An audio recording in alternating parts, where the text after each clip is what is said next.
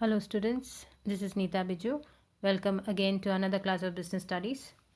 In our previous class, we studied about the techniques. We started with the techniques of scientific management, and we have already studied about the functional foremanship.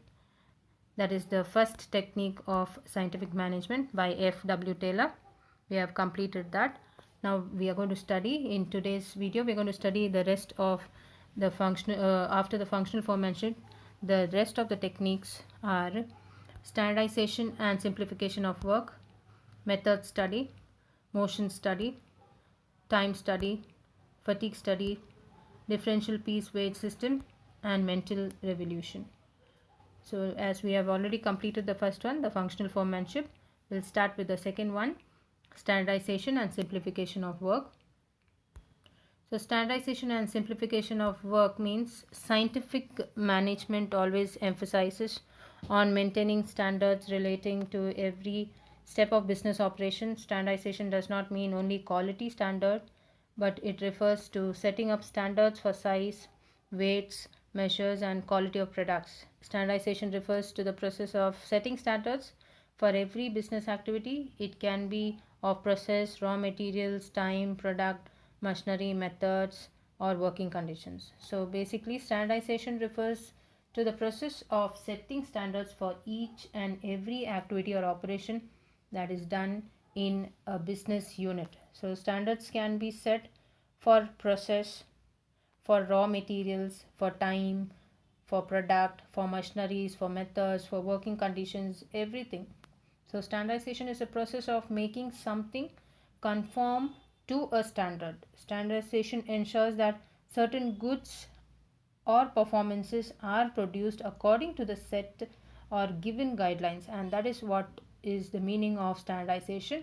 Once you reach that standard means you are done, you have achieved your goal and objective efficiently.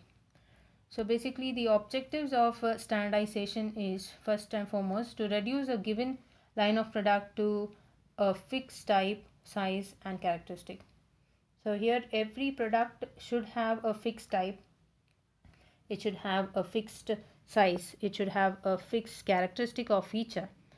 That is the main objective or the first and foremost objective of standardization. Second one is to allow interchangeability of manufactured parts and output among different departments and branches.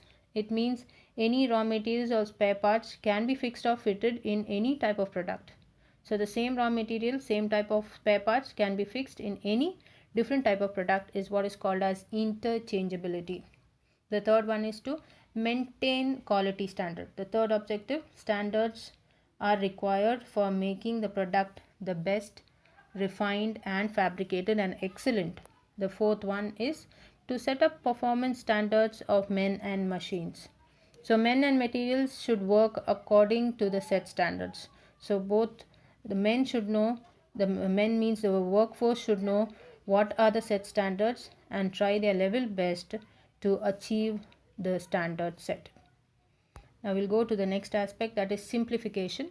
Simplification means simplifying the work by eliminating unnecessary diversity of products, varieties, sizes, dimensions, etc. of the products produced, and it leads to optimum utilization of resources, increased production, saving of cost of labor, machines and tools, and lesser stock levels. So simplification is here, it's very simple, wherein the work becomes very easy. To make the task or work very easy is what is called as simplification. In other words, any unnecessary activities, any unnecessary wasteful operations should be eliminated. That is the meaning of simplification that is suggested by Taylor. So this will lead to cost saving, better utilization of resources, etc. So simplification basically means to make the work very easy and easily achievable by eliminating unnecessary activities. So under work study technique suggested by Taylor, we have the four very important aspects now to study. That is, the first one is the method study, the motion study,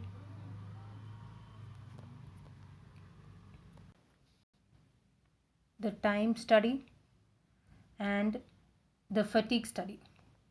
So we'll start with a method study here.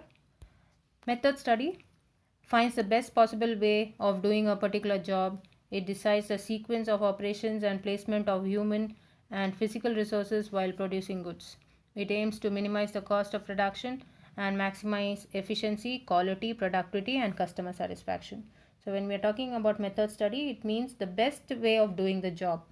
It is to find out the best method of completing a job. So, Taylor suggested that right from the procurement of raw materials to the final product is manufactured and delivered to the customer, there should be some method study conducted.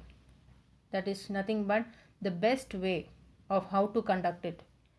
And this will lead to minimizing the cost of production, and it will also make the customers happy and satisfied. So this is what is method study suggested by Taylor. So method study decides the sequence of operations, that is to place the men or the machineries or the materials, etc. Next one is the motion study.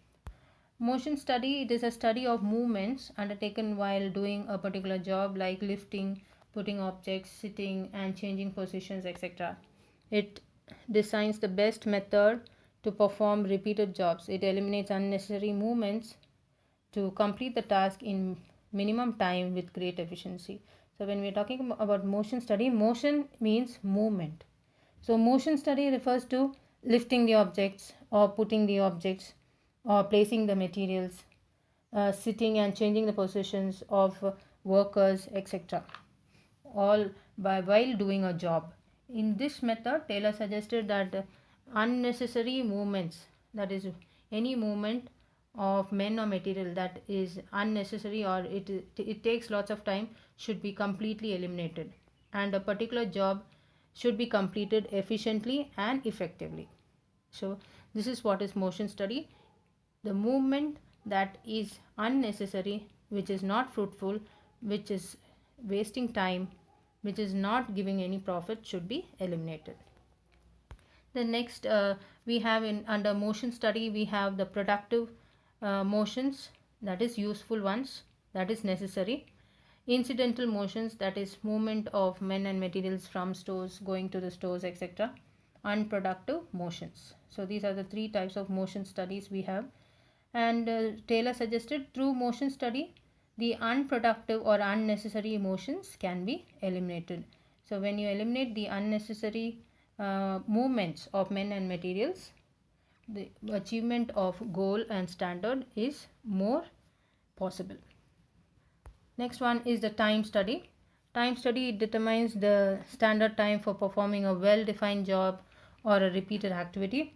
Standard time is fixed by using the average of time taken to perform some activity several times. So time study, it refers to the standard time taken to perform a particular task or job. Time study depends on many things, the frequency, or you can say the repeatedness of a particular job. Time study helps to find out the number of workers required for a particular job, and it determines the labor cost and the incentives that should be paid. That is, the wages can be decided according to the time taken by a particular worker in a particular task for a particular job to complete a particular job. How much of time is taken by a worker, accordingly wages and incentives can be suggested or can be given. Our next one is fatigue study. Fatigue study determines the amount and frequency of rest intervals required to complete a task without getting physically or mentally tired. The breaks in between work helps the workers to regain stamina to work with the same energy. So fatigue means extreme tiredness resulting from mental or physical exertion. A person or a worker may feel tired physically or mentally if there is no rest. So fatigue study determines the rest intervals required for a particular worker in order to complete the particular job efficiently. So Taylor always suggested that rest intervals will help the worker to regain the stamina and work again with the same interest and with the same enthusiasm, with the same, energy level, and this will lead to increased productivity. Our next one is the technique of, again, scientific management suggested by Taylor, differential piece wage system. And Mr. F.W. Taylor was a strong advocate of piece wage system. It suggests that workers should be paid wages at different rates to recognize and reward efficiently and penalize inefficiently. Under this system, different wage rates are determined to make payments to the workers for performance as per standard output, above standard output, and below standard output. That means nothing but Taylor differentiated between efficient workers and inefficient workers. He wanted to reward the efficient workers, and he wanted to actually motivate the inefficient workers to work hard in order to earn more. Therefore, he introduced this differential piece wage system where different rate of wage payments were made according to the performance of the workers. And this was done in order to appreciate the efficient workers and to motivate the inefficient workers to perform better. So Taylor suggested that there must be a compensation system that will differentiate workers according to their performance. Therefore, in differential piece wage system, an efficient worker will get more wages than an inefficient worker. Inefficient workers will earn less and efficient workers will earn more wages. So workers are paid according to the number of units produced by them. That is what is differential piece wage system that is propounded by Taylor. We have our next one is mental revolution. Again, mental revolution refers to change of mind, that is change in thinking on the part of management as well as workers. So here workers as well as management should cooperate with each other. They should know the importance of each other. So workers must always have the positive attitude and openness to accept the changes for the good of the company or the organization. They must really work hard to achieve higher profits for the company. And at the same time, management should also willingly share all the relevant information and accept ideas given by the employees or the workers. Management in return must also share the company's profits and success with the workers.